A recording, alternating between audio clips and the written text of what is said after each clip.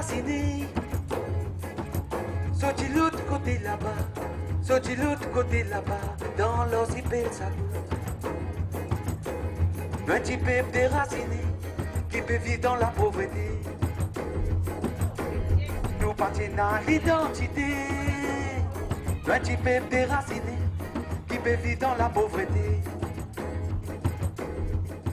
There are times when one tragedy, one crime, tells us how a whole system works behind its democratic facade and helps us understand how much of the world is run for the benefit of the powerful and how governments often justify their actions with lies. The film you're about to see is a shocking, almost incredible story. A government calling itself civilized, tricked and expelled its most vulnerable citizens so that it could give their homeland to a foreign power for a military base. This was all done in high secrecy, and this same government and its successors then watched its citizens starve to death. It watched them despair and take their own lives, while at the same time ministers and their officials mounted a campaign of deception that went all the way up to the Prime Minister. That government was a British government whose policies are continued today. This report is about a faraway people most of you will have never heard of, and yet the lies covering the injustice done to them will be all too familiar.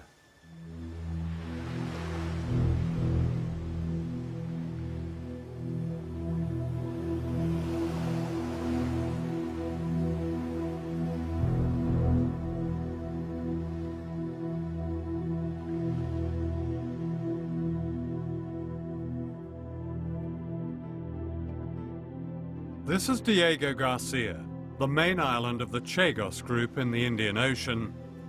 It was once a phenomenon of natural beauty and peace, a paradise. Today it is one of America's biggest military bases in the world. There are more than 2,000 troops, 2 bomber runways, 30 warships, and a satellite spy station. B-1 and B-52 long-range bombers extended their reach from the British base at Diego Garcia in the Indian Ocean. From here, the United States has attacked Afghanistan and Iraq. The Pentagon calls it an indispensable platform for policing the world. Missile launch right, 3 o'clock.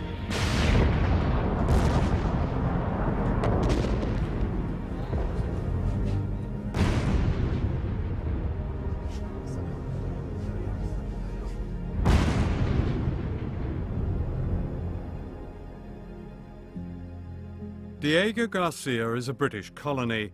It lies midway between Africa and Asia, one of a group of unique coral islands.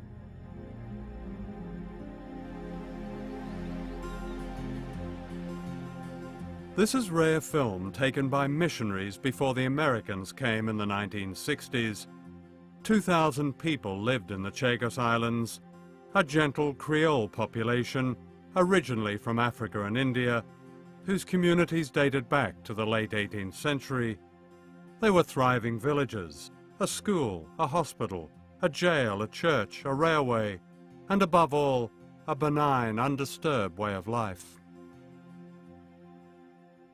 Si mon grand-mère Bisaïl, roi naissance le Diego Garcia, mon grand-mère naît là-bas, mon maman naît là-bas, moi mon naît là-bas, si moi mon fait 6 enfants Diego, et nan di moun qui plus grand que mon grand-mère Bisaïl, qui gagne des enfants là-bas.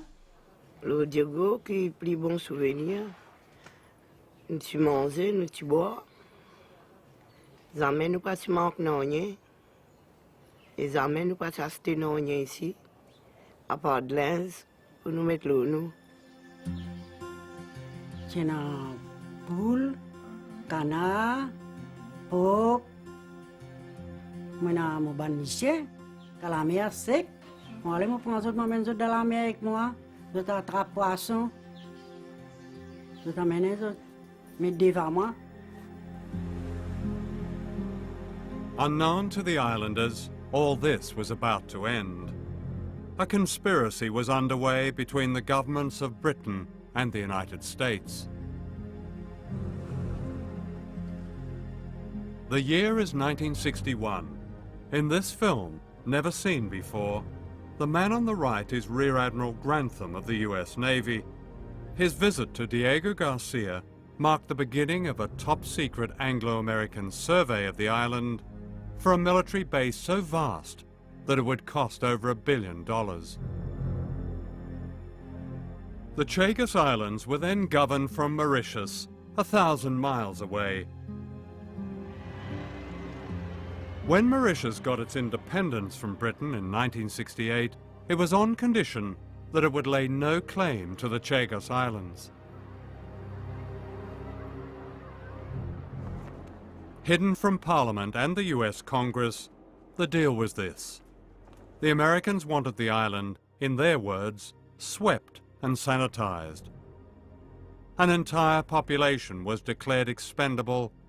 All of them were to be deported. The British and American authorities implemented a policy decision that was aimed at depriving that community in the Chagos from basic supplies. No milk, no dairy products, no oil, no sugar, no salt, no medication, no more of the things you use in life. The effect of the policy was to terrify many of them into leaving. They were also told their islands might be bombed. In the spring of 1971, Sir Bruce Greatbatch, KCVO, CMG, MBE, Governor of the Seychelles, gave the order that all the dogs on Diego Garcia were to be killed. These were much-loved pets, and the horror of their killing was taken as a warning by the islanders. Almost 1,000 pets were rounded up and gassed using the exhaust fumes from American military vehicles. Ça ban enfants là content autres les chiens quand peut venir raser autres les chiens, divan autres peut pleurer, autres peut crier, c'est là ça grain. I mean, the relationship with our pets should be the same, whether you are Chagosian or whether you are British. And they were absolutely destroyed by the fate reserved to their dogs. And many of them told me, in no uncertain words, they were told that any objection to the depopulation, they would suffer the same fate. Perhaps the lowest trick was that those islanders needing to go to Mauritius were prevented from returning home. Tout le monde quitte là-bas, mon vini pour venir sur mon bébé, pour retourner dans mon endroit. L'état moi aller mal bureau ta, diamant bien sagrin, il tape moi les deux, diamant bien sagrin Élysée, pas pour aller encore là-bas, il fini vendu. Mon bonhomme tu peux assisé dans le sofa. Il guette moi dans mon figure comme ça, moi tout lit sur des bras tombés comme ça, il gagne congestion en place. Sur la main paralysée, sur la bouche, tout ça là. Lève-lui, amène-lui à l'hôpital. Il me voit ça même à sa congestion là même. The remaining population were summoned to the administrator's office and told that their homeland had been sold and that those who remained will be loaded onto ships and expelled.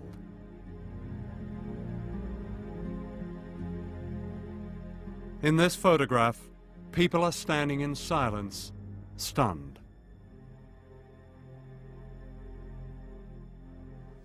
Vini, il fait une réunion Côte Bureau, on appelle nous tout. Nous pas obligés quitter. Mais ce qui tu peux passer là-bas, nous tu connais, pareil, comment tu peux faire avec nous les chiens. Tu peux faire ça même à nous, sans pitié. They were forced onto this vessel, the SS Nordver. They were allowed to take only one suitcase. Sir Bruce Greatbatch insisted that the horses took pride of place on deck. The women and children were made to sleep in the hold on a cargo of bird fertilizer, bird shit.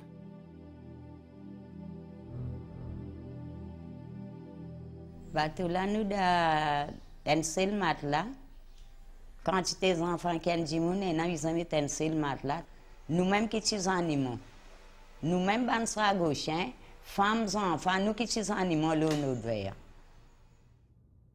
The first port of call was the Seychelles, where they were herded from the boat.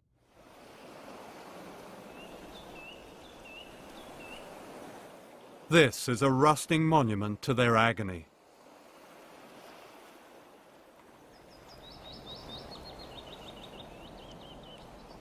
From here they were marched up the hill to a prison that has since been demolished. They were kept in cells until they were transported to Mauritius.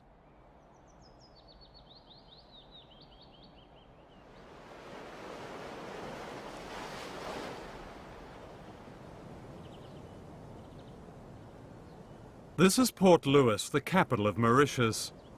Here they were dumped on the docks, bewildered and terrified. Some of them stayed on the docks, waiting for the next ship to take them back home, you see. And there was never to be a ship to take them back home. They were taken to this housing estate, which was then derelict and had been taken over by animals.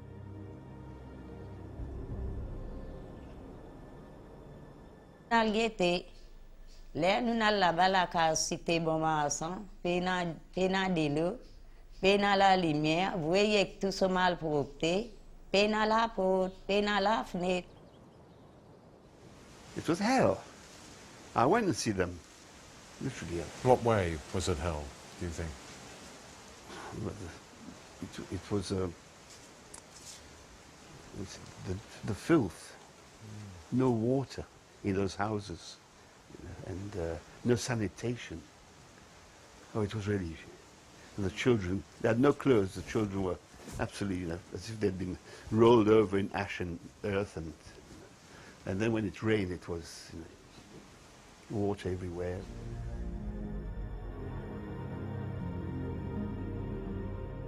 The islanders began to die, not only from poverty, but from what they call sadness.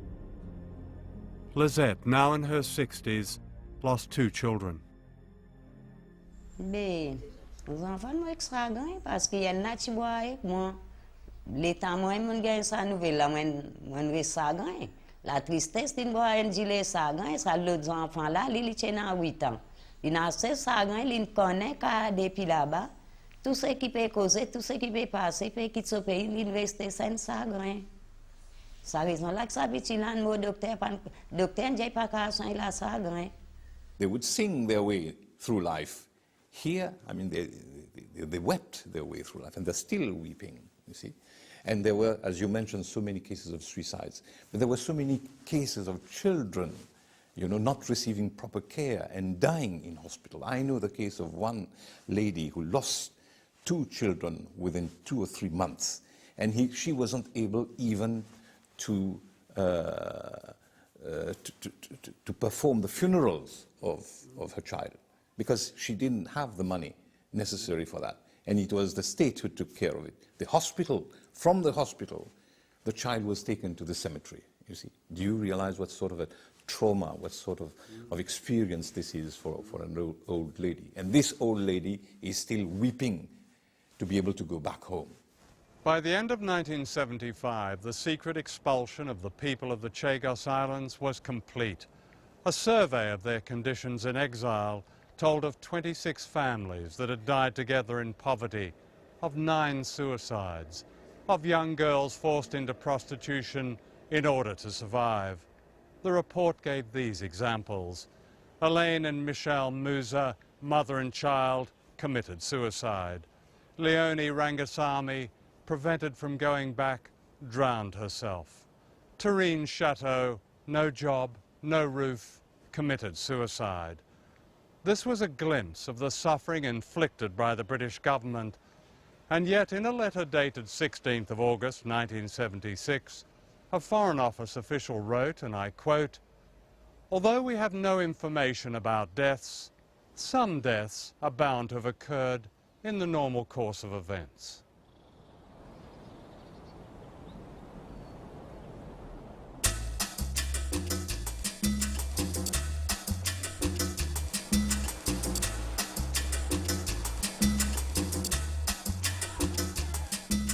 This is how most British people know Mauritius, as an exotic holiday destination, especially for honeymooners.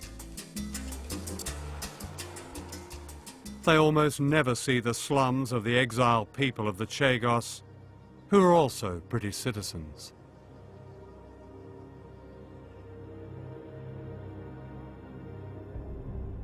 This is film taken in 1982 of a family of Chagos Islanders in exile in Mauritius. Here all 25 of them sleep in shifts in one squalid room, with the baby in a cardboard box. We found the same family living in the same shack, in the same terrible conditions. They still sleep on the floor. The rain still pours in. The toilet is still a hole in the ground. They are still so poor that they often go hungry. What was done to these people is today defined in international law as a crime against humanity. What has changed since they were last filmed 22 years ago? Your wife, she died, is that right? Oui, oui. Yes, she Yeah. Je suis mort à malade de cœur et après ça avec la chagrin aussi. C'est beaucoup. It's not nostalgia, it's more than that. It's like missing even the air that you breathe, missing the environment that you're used to, missing your home, missing your cats and your dogs, and your pets, which were all destroyed. L'état nous tu vives dans Diego, l'état nous tu vives dans Diego, l'état nous vives dans Diego, nous tu comment pas yanké dans les airs. Depuis nous vivons dans Maurice, depuis nous peut vivre dans Maurice, depuis nous vivons dans Maurice, là nous mène la vie côté ou deux. Donne la main aux camarades, donne-moi la main criée. Donne la main aux camarades, envoie-nous message dans les mondes.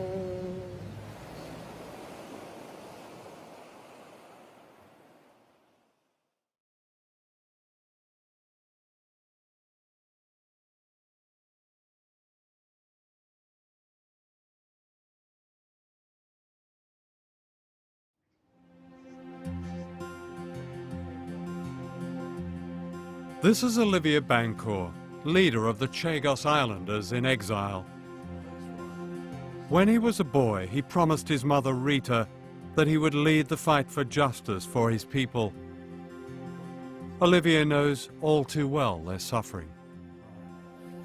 So you've lost a sister and four brothers? 4 brothers, yeah. Tell me what happened to them. I have one brother who died with hard drugs. I have 2 other brothers who died with alcohol. My sister just put a fire on her. She had been very discouraged with her life. She committed suicide? Yeah, suicide, yeah. In 1982, the Chagos Islanders, now desperate, demonstrated in the streets of Mauritius. This embarrassed the British government into giving them a derisory compensation, which came to less than £3,000 per person. This didn't even pay their debts, and to get this money, many believe they were tricked into signing away their right to return home. Nous avons besoin de signer. Quand nous signons, pour nous gagner sa CAF là. L'autre dia nous signer pour mettre là-bas pour gagner ça. Après l'état nous ceux qui continuent, ceux qui pas continuer mettre pouce. Et là d'autres nèg mettent en bas. Mais ça même pour prononce mon droit, c'est comme pour moi. Et ni moi ni mes enfants ici. Si l'étudiant, moi, je peux signer mon droit, je renonce mon île, je ne peux pas prendre 8 000 là. Moi, je la vie à mes parents, je peux pas. Ça même, je ne peux pas renoncer mon droit. It was entirely improper, unethical, dictatorial to have the Chagosian put the thumbprint on an English legal drafted document where the Chagosian, who doesn't read nor speak any English, let alone legal English, is made to renounce basically all his rights as a human being. Renouncing their rights was precisely what the British government wanted them to do. They could then be forgotten. That same year, the government spent £2 billion defending the rights of the Falkland Islanders, who are white. My people, the Queen would say in a Christmas broadcast. So you send them 2,000 inhabitants of the Falklands, and you've got 2,000 people with Chagos. One out, the other one, we come to your rescue. Come on. Come on, you are all English, you're all British. Come on. What's the difference? Where's your sense of fair play, my fellas? Where is your sense of fair play? Mm-hmm. That could be a breakthrough, couldn't it? To get... From a tiny lock-up in the poorest section of Port Louis, Mauritius, Olivia Bancourt, an electrician, has taken the struggle across the world. And here you're with Nelson Mandela? Yeah, I am with Nelson Mandela, an example of human rights fighter, you see. We compare our struggle to the struggle of Nelson Mandela, who had been... In the 1990s, the islanders' struggle took a dramatic turn with the discovery of these documents in the Public Record Office in London. Here was the evidence that they and their supporters were looking for. These long-forgotten secret official files revealed the full scale of the conspiracy and the cynicism that drove it.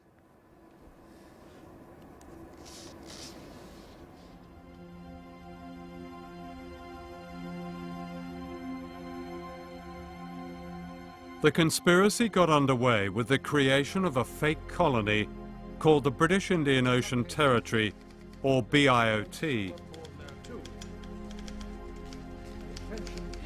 The sole purpose of creating this colony was to kick the people out. And to do it, the Foreign Office invented a fiction.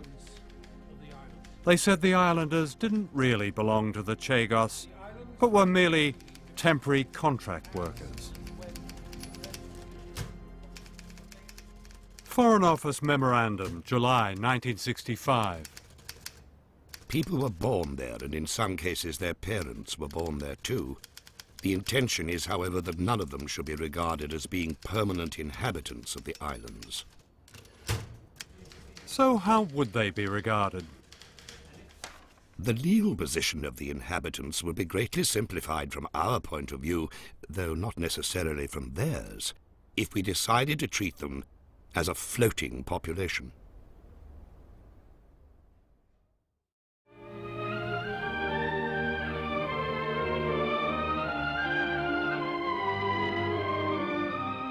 This long-forgotten British government film shot in 1957 reveals the duplicity.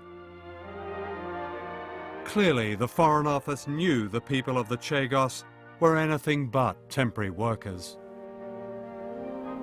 Out of a total of 100 or more little islands, only some half a dozen are permanently inhabited, partly by people from Mauritius and the Seychelles, but mostly by men and women who have been born and brought up on these fragments of land. It is the story of their lives which this film tells. The British tried to claim, and I just quote one of their documents, that the Chagos had no indigenous or settled population. Menti, jamais. Mon papa né là-bas, mon grand-père né là-bas, mon grand-mère né là-bas, mon maman né là-bas. Cause menti. Il menti génération de là-bas. Back in London, some officials began to worry about being caught out. Foreign Office memo, November 1965. There is a civilian population. In practice, however, I would advise a policy of quiet disregard.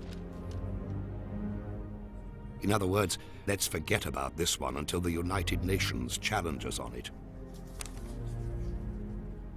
One can only say that they were looking at another prize, and this was considered a price that was worth paying, because in reality there would be no objections and they would get away with it. And all they were concerned about, the documents show this quite clearly, all they were concerned about was whether they'd be found out. In that same month, the British representative at the United Nations, F.W.D. Brown, was instructed to lie to the General Assembly that the Chagos Islands were uninhabited when the United Kingdom first acquired them. I must remind you that this has been done in violation of the United Nations Charter. This is why it was done so in absolute discretion and using lies. I'm not mincing my words. They were lies, damn lies. What the official documents show is not just a trail of lies, but an imperious attitude of brutality and contempt. In August of 1966, Sir Paul Gore-Booth wrote, "We must surely be very tough about this. The object of the exercise was to get some rocks which will remain ours.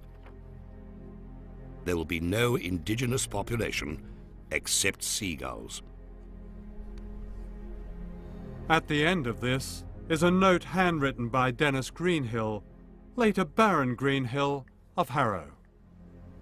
Unfortunately, along with the birds go some few Tarzans or Men Fridays, whose origins are obscure, and who are being hopefully wished on to Mauritius, etc. When you look at the documents, here you've got some of your former colleagues talking about, well, we just need some rocks because in all that's on it are a bunch of Tarzans and a few Janes and all that. Well, yes. I mean, I know the person that you're referring to and the minute that you're referring to. Yeah. And I have the greatest respect for him. He's dead now. And I'm sure that if he had any clue that his throwaway remarks would have become public, he would never have written that. Because I don't believe he's that sort of person, frankly. You know, people put things in minutes on official papers that they don't really mean. The conspirators now began to get the wind up. A senior official wrote, "This is really all fairly unsatisfactory. We propose to certify up to 240 islanders, more or less fraudulently, as belonging somewhere else. This all seems difficult to reconcile with the sacred trust of the United Nations Charter." The sacred trust he refers to obliges Britain to safeguard the human rights of its citizens in a dependent territory. His warning counted for little. One official offered a way round the problem. He wrote, Yes, I've got it right in front of me. "We do not regard the United Kingdom as bound by such a rule. In this respect, we are able to make up the rules as we go along, and treat the inhabitants of BIOT as not belonging to it in any sense."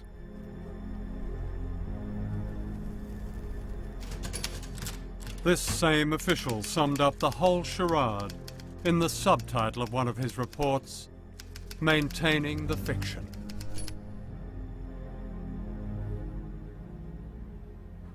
Do you think they were aware of what they were doing to the people, that the trauma that was about to descend on the Chagosians?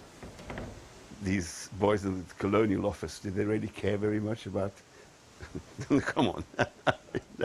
No, you know, you had your standard of living, you kept to it. Your pink gin at lunchtime, and you know. So they were just the natives? The natives, yes, unfortunately. The cover-up went right to the top of government. It was drawn up by the Foreign Secretary Michael Stewart in the form of a secret minute sent to the Prime Minister on July the 25th, 1968. In this document, Stewart reveals that he is fully aware that Diego Garcia has a population going back at least 2 generations. He proposes that the government lie to the world that there is no indigenous population. On April the 26th, 1969, Wilson's private secretary wrote to Stewart saying that the Prime Minister approved the plan. The documents show that it was decided at the highest level by the Prime Minister, most particularly Harold Wilson. He knew very well that there was a population and they were going to be removed. The problem is that this is policy made almost on the back of an envelope. There's no democratic input. Nobody was asking questions, nobody was knocking on the door, nobody was there to represent the interest of the islanders. They just didn't exist as a political factor to take into account. Dennis Healy was Defence Secretary in the same government. When we asked Mr. Healy for an interview, he replied, "I fear I have no memories of the Chagos archipelago. Sorry." Lord Healy's a letter about not remembering the Chagos archipelago. Bollocks. Absolutely. He's an acute and intelligent man. On May the 6th, 1969, Healy's private secretary wrote this letter to 10 Downing Street. It confirmed that the Defence Secretary had read Stewart's plan and agrees with its recommendations. In Washington, a parallel conspiracy was taking place, also in high secrecy. The object was to keep the expulsion of the islanders from Congress, so payment for the lease of the islands was disguised as a $14 million discount on a Polaris nuclear missile about to be supplied to the Royal Navy. Is there ever a time when people in power consider the consequences of the imposition of that power? Because the consequences for the population of Diego Garcia were disastrous. The circumstances involved how many? 2,000 people. 2,000 people. Who'd been living there since the end of the 18th century. Well, a fair number of them, if I remember, were external laborers. Well, that's been shown to be untrue. The British government tried to represent them as that. They were an indigenous 3-4 generations. As I said, I went through this record some years ago, and at that time it was said that these were imported laborers to some degree. We found in the National Archives in Washington this letter from the American ambassador in Mauritius. February the 1st, 1972, Ambassador Brewer to Washington. It is, of course, absurd to imply that Diego Garcia had no fixed population. There is no question that the island has been inhabited since the 18th century. I don't think there's any doubt at all that the Americans who visited the islands to reconnoiter as to whether this was a suitable base area, they saw that there was a functioning civilization on the island. They could not have been unaware of the settled human communities that they found. So when Schlesinger said they didn't know, they'd looked into it, that just... No, amnesia, at best.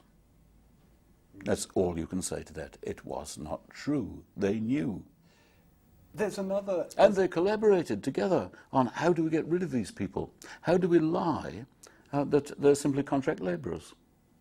When many of them, their fathers, their grandfathers, perhaps even further back, were in the cemetery.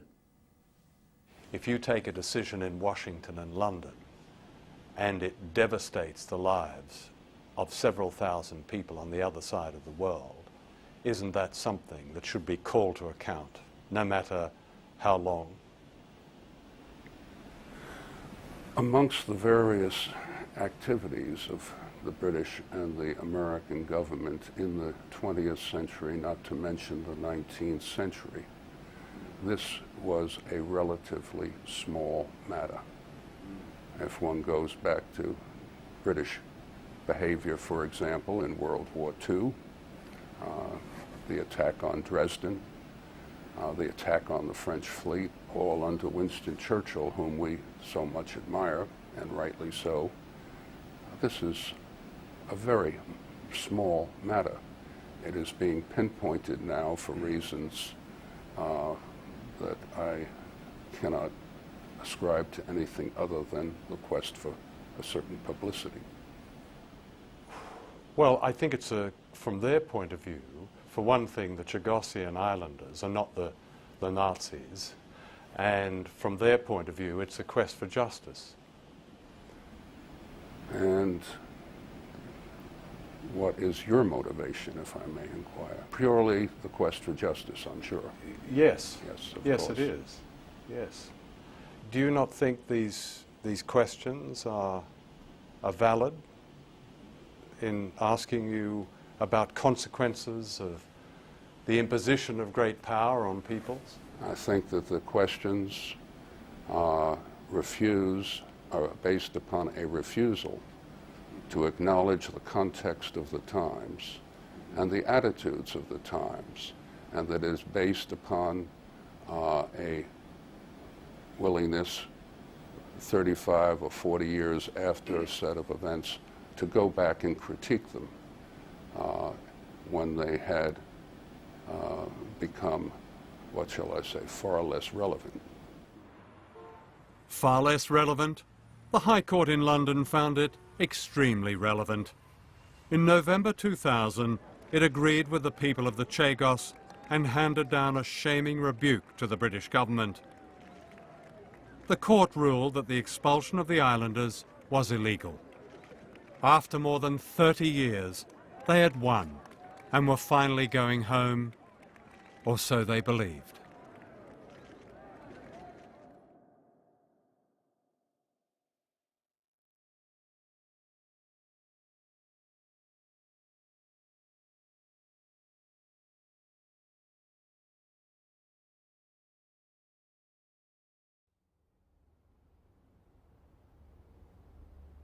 The Victory Day for the Victory in the High Court gave Olivier Bancourt and his people the right to start their lives again. It's something which I will never forget, when just coming out of the court with this to ask that it is a victory for the Chagosian people, a small people upon a big power. Premier jugement là, nous tous tenons la joie dans nous lesquels nous tous contents. Nous disons anglais puis un sentiment humain. Quand vient sa victoire là, on sentiment à l'aise. Qui me tient pensé, me pouvais tout mon pays natal, me pouvais tout le cimetière, côté mon grande famille. Moi tu penses tout encore une fois, me zoli la place et que nous zoli la mer, côté nous tu prends nous naissance. However, the Foreign Office had other ideas. Within hours of the High Court judgment, it announced that the government would not allow the islanders back to Diego Garcia, the main island where most of them came from.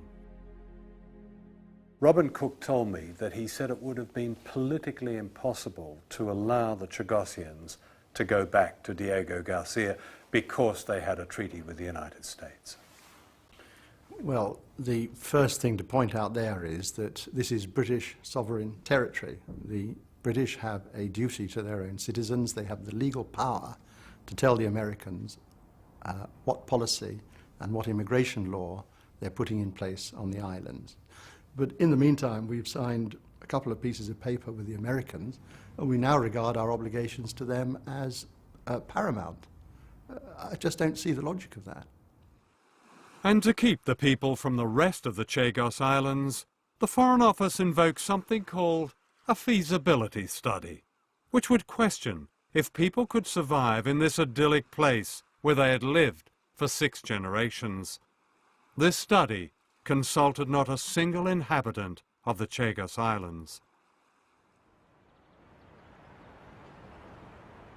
After the High Court victory, the government promised the islanders that at least they could visit the graves of their families.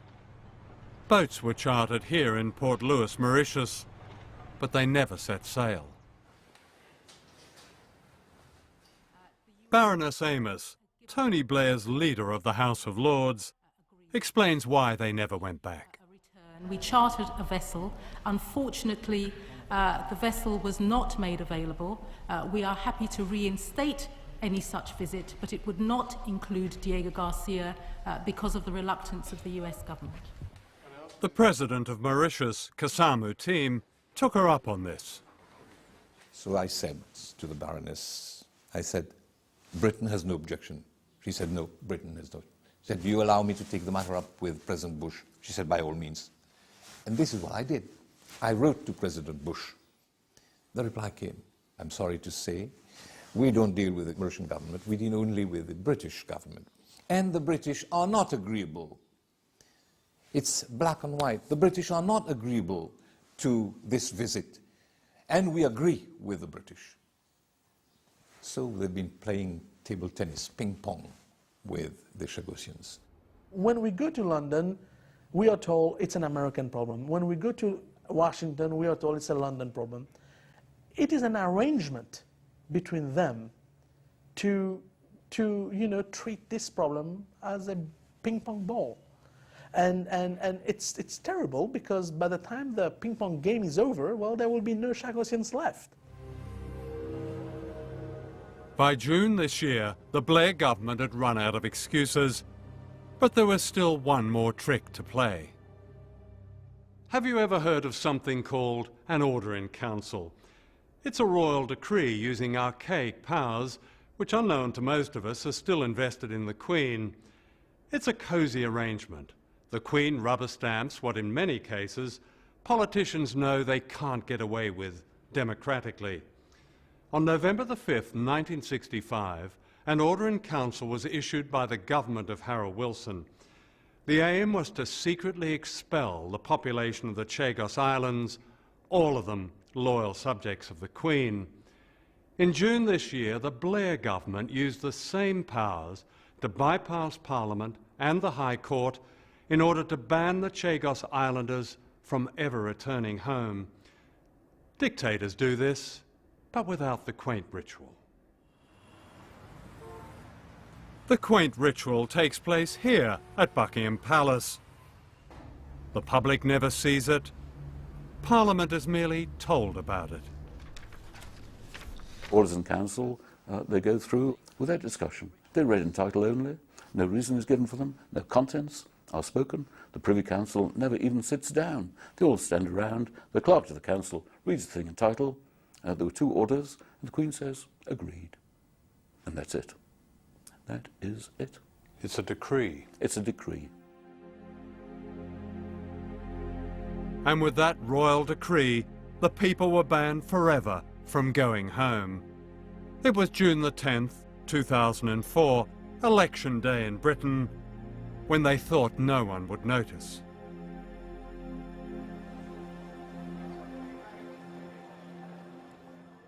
The High Court has ruled that the expulsion of the Chagosians was illegal. The Commission on Human Rights at the United Nations has called on your government to return them to their homeland. Why has this government denied this basic human right of return? Firstly, the feasibility study, which was drawn up by independent experts, which told us that the only population of the islands that would be possible is short-term on a subsistence basis. Longer term would be precarious given the climatic conditions, given that in some cases some of the islands are barely 2 foot above sea level, and would be very costly. It is true that the Foreign Office has conducted, I think now, 3 feasibility studies, as they call them, about resettlement. Their contents have nothing whatever to do with the resettlement of the islanders, who had lived there for 200 years. Page after page after page is devoted to establishing that the beaches are made of sand.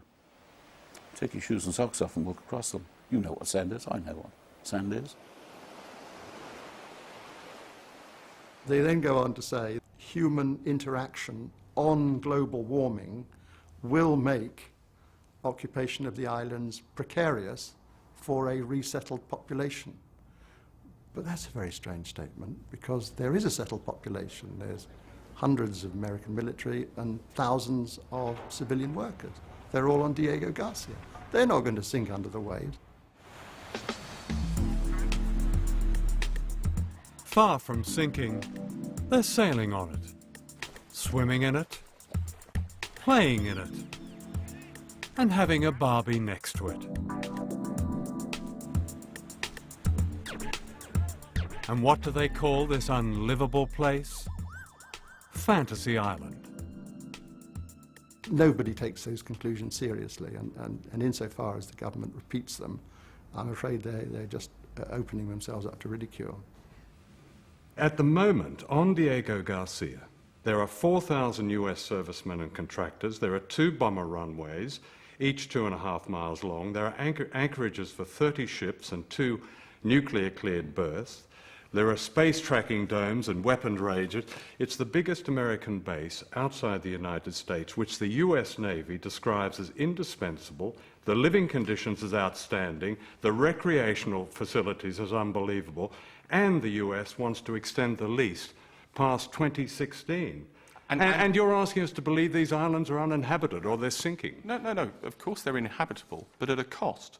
The United States does have concerns about the climatic conditions longer term in respect of Diego Garcia, and has exactly the same concerns that were formulated in our independent study. But what the independent study told me, there was no fresh drinking water. There was, real concerns in the outer islands about the sea levels and the danger of flooding, and there would be a need for substantial expenditure on actually building a livable infrastructure. One of the chief things was, what is the water supply going to be like? Oh my God, we can't guarantee it. These islands, and I published this in 1971, are respectively the 3rd, Peros Penhas, and the 5th, Salomon, wettest islands in the world. Peros with 4 meters of rain a year, and the other with 3.5. When it rains, the water table is so high, the rain remains on the surface for days. So what does that make these feasibility studies? Worthless. Waste of time. Waste of time. Let me ask you, does this government, do politicians in this government, because this story has shocked most people, do you not feel any shame for these actions? I've said to you at the beginning, I am not seeking to justify the decisions that were taken in the 60s and 70s. I mean shame now, because you used the same powers to ban them. No, I don't feel ashamed, because I took what I believe, and the government took, a responsible decision in the circumstances almost 40 years after the last Chagosian lived within these islands, and I was being asked, and the government and the British taxpayer was being asked, to pick up the financial tab to allow, almost on an exploratory basis, for people to go back to the islands. You can't manufacture money. You actually have to make choices about how you spend your money. Only the other day, the minister was asked by a member of parliament, what is the anticipated cost? And the answer was £5 million to set up and £5 million a year to run. Well, that's peanuts. £5 million is the cost of an embassy building in London. This is an embassy building in Mauritius, home to Mr. David Snoxall, the British High Commissioner. It has tennis courts, lavish gardens, security fences, a swimming pool, and a Jaguar car. All paid for by the British taxpayer. Minutes away, these are the British citizens who are less worthy of taxpayers' money.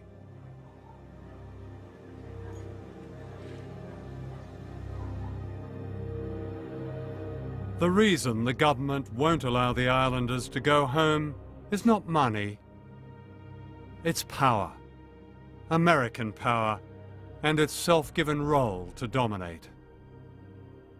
Might is right, and the great powers have the might, and therefore the right to do anything they want, wherever and whenever they want. They wanted the Chagos Islands, in particular Diego Garcia, for a base. They take it they grab it. It's their right. However, the islanders are not giving up their right of return. Today they're getting ready to demonstrate outside the British High Commission in Port Louis. So these are all going on the demonstration to the High Commission? Yeah, of course. This is a particularly relevant one, isn't it? Yeah, yeah. I mean, that's quite a serious indictment. Yeah, of course. You're referring to the High Court found in your favour that you could all go home and the British government has prevented you from going home. This is why it's true. It's something that everyone must know about it. The British government seems to be using all of its powers to even capture the law and using it for its own political ends. By overturning the High Court ruling and saying that this is no longer on, that by referring to the Crown prerogative and going back to these medieval laws and overturning the legal decision to allow these people back to the outlying islands, that to me is a capture of the legal powers of the state that really only happens in totalitarian regimes. The struggle and the dignity of the Chagos Islanders were displayed here by elderly ladies having to stand on the street and shout for their basic human rights.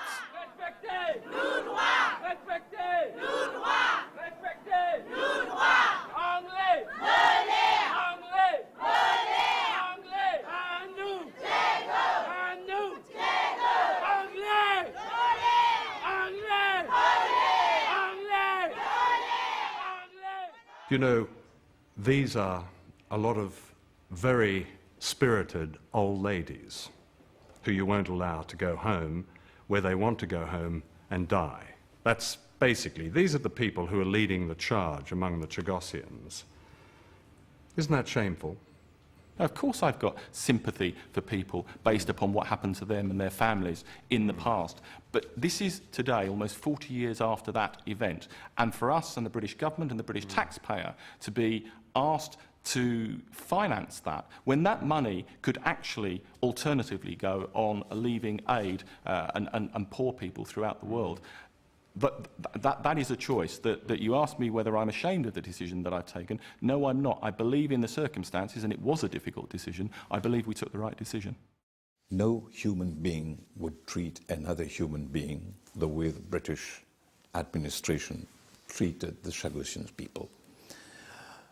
In this part of the world, except if we go back to the days of slavery and to the days of indentured labor, I can't remember anything of the sort happening. Jesus Christ. How low can you get? How intellectually dishonest, how morally duplicitous can you get? I've spent my life, 40 years now, with this, and every single thing sickens me. And it goes on, it goes on, it goes on. Conservative, Labour. Year after year, Olivier and Rita, Lizette and Charlesia come to this monument in Port Louis Harbour. It commemorates those Chagos Islanders who died in exile from sadness.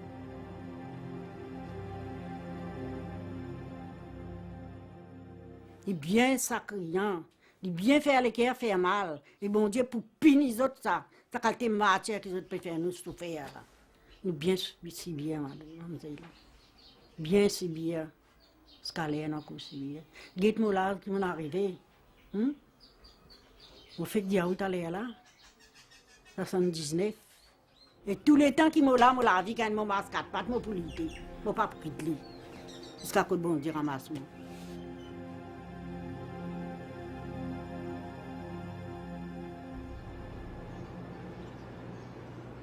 The film you've just seen is not only the story of a single injustice, it's a rare glimpse of great power at its most ruthless. What was done to the people of the Chagos raises wider questions for those of us who live in powerful states like Britain and America. Why do we continue to allow our governments to treat people in small countries as either useful or expendable, why do we accept specious reasons for the unacceptable? 4 years ago, the High Court delivered one of the most damning indictments of a British government. It said the secret expulsion of the Chagos Islanders was wrong. That judgment must be upheld, and the people of a group of beautiful, once peaceful islands must be helped to go home and compensated fully and without delay for their suffering. Anything less diminishes the rest of us. L'État nous tu vives dans Diego, l'État nous tu vives dans Diego, l'État nous vives dans Diego, nous tu comme un paillant qui dans les airs. Depuis nous vivons dans Maurice, depuis nous peut vivre dans Maurice, depuis nous vivons dans Maurice, là nous mène la vie côté de